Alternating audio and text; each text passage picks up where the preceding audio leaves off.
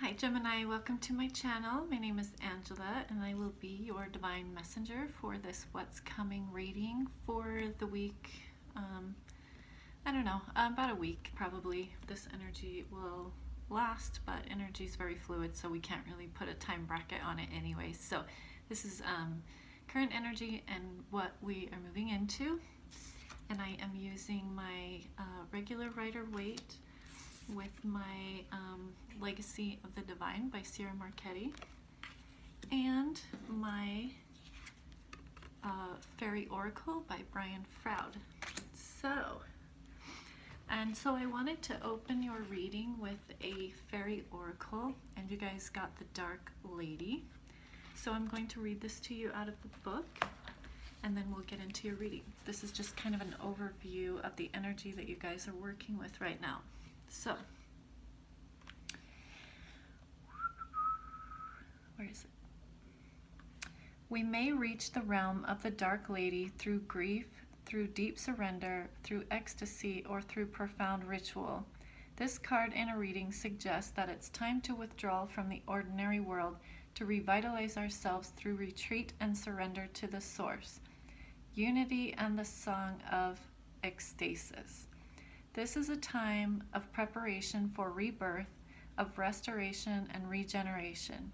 What is hidden is getting ready to be revealed. Celebrate this passage through the unknown, rich, fertile, hidden realms of the Dark Lady. This is the time in the natural cycle of life when we open ourselves up to receive the inflowing energies of Himself, which is another card, and I'm not sure what it is, but when we become powerful, overflowing with the life force. It may also be a time of prophecy, magic, and foretelling of the potentials of the future. A time of self-awareness, self-knowledge, and encounters with the hidden worlds. Meditate, retreat, seek serenity and inner peace. And so this card is a lot like the Hermit card in the regular tarot deck. So it's a deeply spiritual time for you, Gemini, when you may be really retreating into yourself and exploring the mystical realms and maybe your own psychic abilities, or connecting with your intuition and other realms or other beings. You may be getting channeled messages as well. Because getting into your reading here, we start out with the Empress in the reverse. I'm sorry, it doesn't work good with these lights. I'm gonna have to get a different Rider-Waite deck. But we have the Sun, the Hanged Man in reverse, and the Empress in reverse. So this says that you may have been feeling, in a really disempowered state, like you just couldn't manifest or create the abundance or love or joy that you want. Maybe it's as simple as stability, but you haven't really been able to manifest, and I think you're getting some enlightenment on that as things become revealed, like how it talked in that card about things that were hidden being revealed. That is definitely this card as well, the Sun card. So, and it's also about joy and happiness. So you could also be having like an epiphany about what's going to make you happy, or just deciding what's going to make you happy by going inward and really doing that inner work.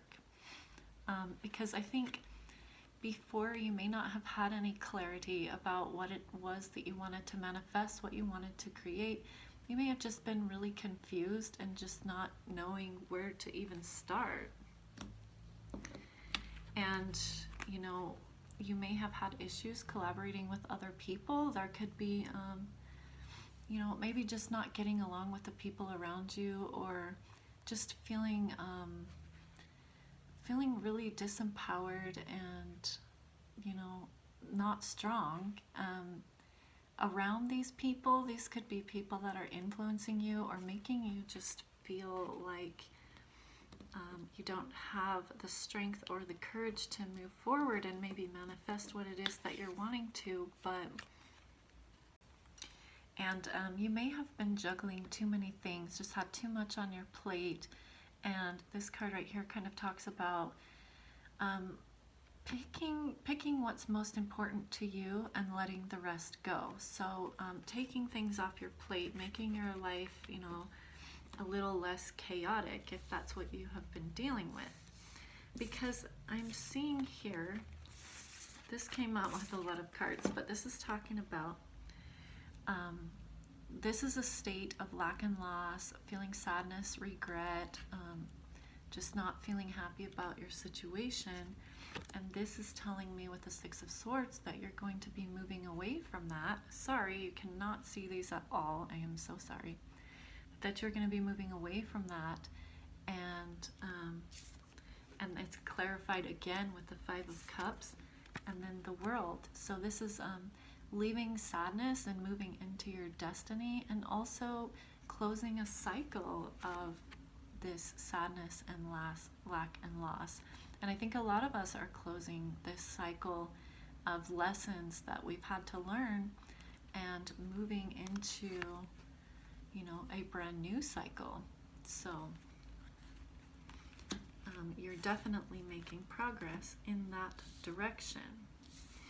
And if you've been dealing with an air sign, masculine,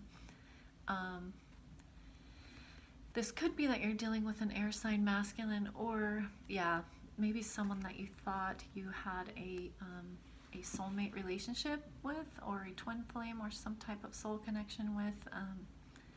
You are going to be walking away from that as well. So if you were holding on to somebody, or holding on to somebody, you're going to be walking away from that with this Eight of Cups, and just deciding that it's not worth it anymore. Because this just confirms that it wasn't a true relationship. So sorry. So for your advice here, I have She of the Crouch from the fairies, and I also have Solace in reverse. So I think this is like the Sun card, but we will read and find out. Okay, so for Solace we have, when the light and spiritual empowerment of Solace is veiled, we need to remember that this singer is here to help with seemingly lost causes and forlorn hopes. When you don't even know what to ask for his help and guidance, and then do the best you can for yourself. So and when it's in the reverse, it is like the Sun card. It's about things not being seen or known about.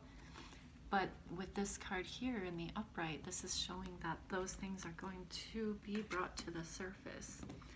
And I think it's going to have, a spiritual effect on you, and it may be a little devastating when these do come out, but that it's going to ultimately give you the strength that you need to walk away from whatever it is that is obviously hurting you so much, whether that's a relationship or what. So, and for your last one,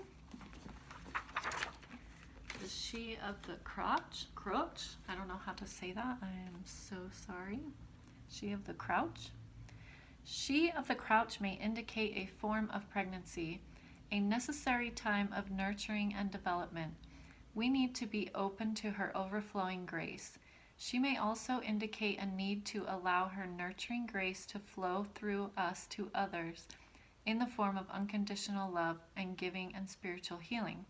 She tells us of the need for unconditional receiving, of making the best of what we are offered.